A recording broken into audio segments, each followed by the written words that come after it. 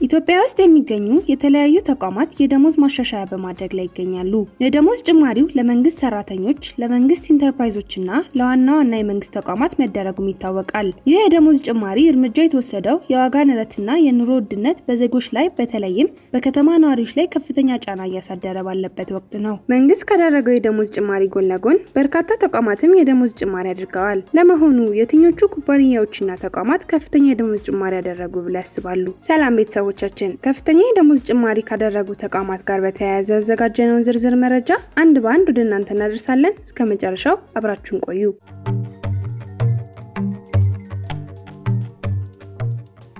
የደሞዝ ጭማሪ መረጃውን የምንጀምረው መንግስት ካደረገው የደሞዝ ጭማሪ መረጃ በመነሳት ነው። የመጀመሪያውና ምናልባትም ዋነኛው መረጃ ለመንግስት ሰራተኞች የተደረገው የደሞዝ ጭማሪ ነው። እንደ ሲቪል ሰርቪስ ኮሚሽን ገለጻ የደሞዝ ጭማሪው በሁሉም የመንግስት ሰራተኞች ላይ ተፈጻሚ ይሆናል። ይህም ማለት መደበኛ የመንግስት ሰራተኞች፣ የመከላከያ ሰራዊት አባላት፣ የፖሊስ መኮንኖች፣ የጤና ባለሙያዎችና መምህራን ሁሉም በአዲሱ የደሞዝ ጭማሪ ተጠቃሚ ይሆናሉ።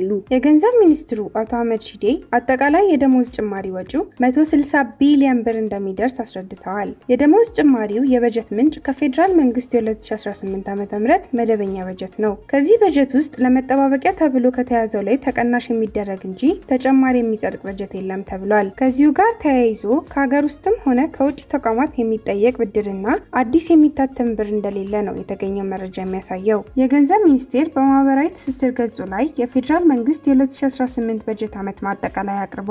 ለ2018 ከተያዘው ከአጠቃላይ 1.9 ትሪሊዮን ብር በጀት ውስጥ ለደሞዝና ለስራ ማስኬጃ ወጪ መጠባበቂያ ተብሎ 267.9 ቢሊዮን ብር ድልድል ተደርጓል። የደሞዝ ጭማሪው ከመስከረም ወር ጀምሮ የሚተገበር ቢሆንም የመስከረም ወር ደሞዝ ክፍያው የሚፈጸመው ግን በጥቅምት ወር መሆኑን ነው የሲቪል ሰርቪስ ኮሚሽን ያሳወቀው። የገንዘብ ሚኒስቴር በበኩሉ ከያዝነው መስከረም ወር ጀምሮ ለመንግስት ሰራተኞች ይፋ የተደረገውን የደሞዝ ማሻሻያ እንዳልተራዘመ አስታውቋል። ከመንግስት በተጨማሪም ዋና ዋና የሚባሉ የመንግስት ኢንተርፕራይዞችም የደሞዝ ስኬላቸውን እያስተካከሉ ነው። ዋነኛው ደግሞ ኢትዮ ቴሌኮም ነው። የኢትዮ ቴሌኮም ለሰራተኞቻቸው የደሞዝ ጭማሪ አድርገዋል።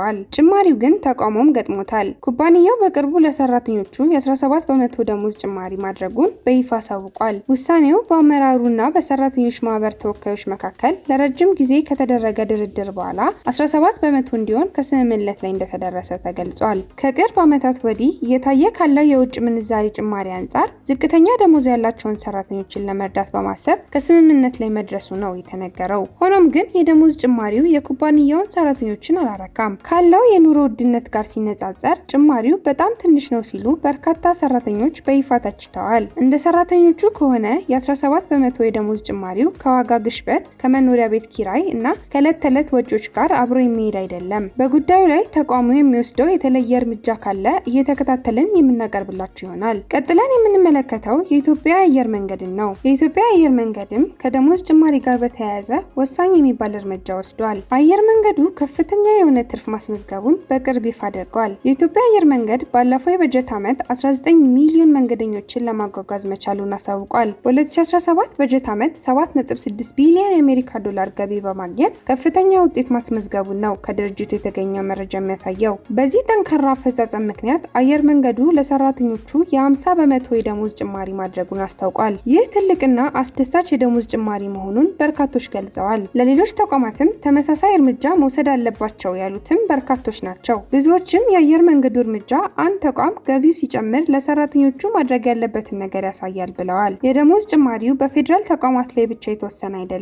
በዚህም መሰረት የክልል የመንግስት ተቋማትም የደሞዝ ጭማሪ በማድረግ ላይ እንደሚገኙ ያውቀናል። የደቡብ ኢትዮጵያ ክልል ገቢዎች ጽሕፈት ቤት የደሞዝ ስኬሉን በማሻሻል ሰራተኞቹን ተጠቃሚ የሚያደርግ እርምጃ ወስዷል። ውሳኔው ሰራተኞችን ለማነቃቃትና የክልሉን ገቢ ማሰባሰብ ዓላማ ለማሳካት እንደሚያግዝ አሳውቋል። ጽሕፈት ቤቱ 75 በመቶ የሚሆነውን የክልል የመንግስት ወጪ በውስጥ ገቢ የመሸፈን ትልቅ ኃላፊነት እንዳለበት አሳውቋል። ያደረገው የደሞዝ ጭማሪም ይህንኑ ከግምት ያስገባ መሆኑን ያሳወቀው ባለው የሰራተኞች አስተዳደር ደንብ መሰረት የራሱን ደሞዝና ጥቅማ ጥቅም ማስጠናቱ ገልጿል።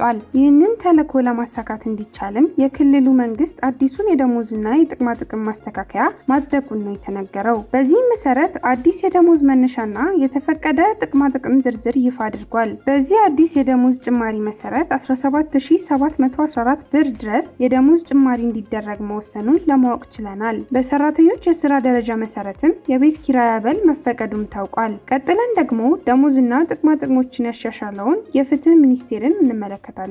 የፍትህ ሚኒስቴር ለተቋሙ የተሰጡ ሀገራዊ ኃላፊነቶችንና የአዲስ አበባ ከተማን የኑሮ ሁኔታ መሰረት በማድረግ ነው የደሞዝ ጭማሪ ያደረገው። በዚህም መሰረት ለሰራተኞቹ ከ35 በመቶ እስከ 50 በመቶ የሚደርስ የደሞዝ ጭማሪ አድርጓል። ነገር ግን ማስተካከያዎቹ በመሰረታዊ የደሞዝ ጭማሪ ብቻ የተወሰኑ አይደሉም። ከ35 እስከ 50 በመቶ የሚደርሱ የደሞዝ ጭማሪ ጎን ለጎን ለሁሉም ሰራተኞች ከ18000 እስከ 24000 ብር የመኖሪያ ቤት አበል መፈቀዱን አስታውቋል። ሚኒስቴር መስሪያ ቤቱ 11000 ብር የትራንስፖርት አበል ለሁሉም ሰራተኞች እንዲከፈል መወሰኑን ይፋ አድርጓል። እነዚህ እርምጃዎች ከደሞዝ ጭማሪ ባለፈ በአዲስ አበባ የሚገኙ ሰራተኞች የሚገጥማቸውን ሁለት ትላልቅ ወጪዎች ታሳቢ ያደረገ ነው። የመጀመሪያ የቤት ኪራይ ሲሆን ሁለተኛው ደግሞ የትራንስፖርት ወጪ ነው። ካለው የኑሮ ውድነት አንጻር በተለያዩ ተቋማት የተደረገው የደሞዝ ጭማሪ ተገቢ መሆኑን ማንም አይክድም።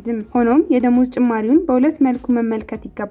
በአንድ በኩል ተቋማቱ የዋጋ ንረትንና የኑሮ ውድነትን ከግምት በማስገባት ደሞዝ ለመጨመር እያደረጉ ያሉትን ከፍተኛ ጥረት የሚያሳይ ነው። የደሞዝ ጭማሪ በማድረግ የሰራተኞችን ሞራል ለማሳደግ፣ ሰራተኞቻቸውን ለማቆየትና ለስራዎቻቸውና ለሚሰጡት አገልግሎት ሰራተኞችን ለማገዝ እየሞከሩ ይገኛሉ። በሌላ በኩል ደግሞ የሚደረገው የደሞዝ ጭማሪ በተቋማቱ የገቢና የትርፍ ምጣኔ መሰረት ቢለያይም ምን ያህል የሰራተኛውን ኑሮ ይደግፋል የሚለውን መመልከት ይገባል። ካለው የኑሮ ውድነት አንጻር ጭማሪው አነስተኛ ነው የሚሉ በርካቶች ናቸው። ከዚህ ጎን ለጎን ደግሞ ደሞዝ በመጨመር ብቻ ሳይሆን ገበያውን በመቆጣጠርም የሰራተኞችን ኑሮ መደገፍ ስለሚቻል በዚህ በኩልም ትኩረት ሊደረግ ይገባል።